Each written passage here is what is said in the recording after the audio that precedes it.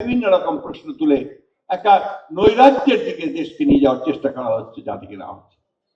কিছু সংখ্যক মানুষ তারা অন্যায়ভাবে দেশকে, দেশের মানুষকে তারা বিক্ষুব্ধ করে তোলার চেষ্টা করছেন, বিভিন্নভাবে সবাইকে রাস্তায় নিয়ে আসার জড়ো করার চেষ্টা করছেন, এবং সেই একইভাবে একই কায়দায় দেশে একটা নৈরাজ্য, একটা এনার্কি সৃষ্টি করার চেষ্টা করছেন।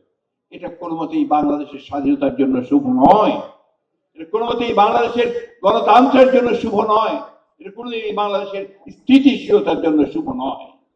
আজকে আমি অনুরোধ করব আমাদের বাংলাদেশ জাতীয়তাবাদী দলে রাজনীতি যারা বিশ্বাস করেন, যারা শহীদ জিয়ার আদর্শে বিশ্বাস করেন, যারা দেশনেত্রী বেগম খালেদা জিয়ার আদর্শে বিশ্বাস করেন, তারেক রহমানের নেতৃত্বে বিশ্বাস করেন, আপনারা ধৈর্য ধরবেন, আপনারা সবাই ঐক্যবদ্ধ থাকবেন।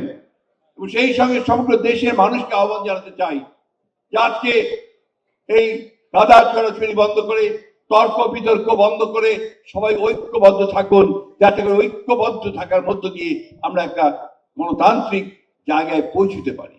আসুন আমরা সবাই ঐক্যবদ্ধ হই। আমাদের সেই সব বীর সৈনিক যারা আমাদের দেশের স্বাধীনতার জন্য প্রাণ দিয়েছেন, এত প্রাণ কিন্তু মুক্তিযুদ্ধেও যায়নি।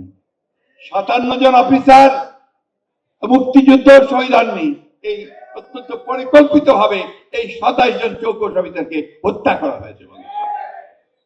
সেই জন্য আসুন আজকে আমরা শপথ নেই যে আমরা যে কোনো মূল্যে বাংলাদেশের স্বাধীনতার সার্বভৌমত্ব আমরা রক্ষা করব, আমরা যে কোনো মূল্যে বাংলাদেশে স্থিতিশীলতা রক্ষা করব, আমরা যে কোনো মূল্যে বাংলাদেশে গণতান্ত্রিক ব্যবস্থা ফিরিয়ে আনব। আমরা সংগ্রাম করেছি, লড়াই করেছি, লড়াই করবো আরো। কিন্তু আবার সেই কথা বলতে চাই, অন্তর্বর্তী সরকারের প্রধানের কাছে এই আহ্বান জানাতে চাই, আপনি শক্ত হাতে আপনার সরকারকে পরিচালিত করুন।